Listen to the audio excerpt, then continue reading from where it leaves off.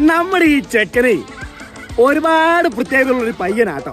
ഇവന്റെ ഒന്നാമത്തെ പ്രത്യേകത എന്ന് വെച്ചാൽ ഈ ചെക്കൻ ഒരൊറ്റ കുട്ടനാ.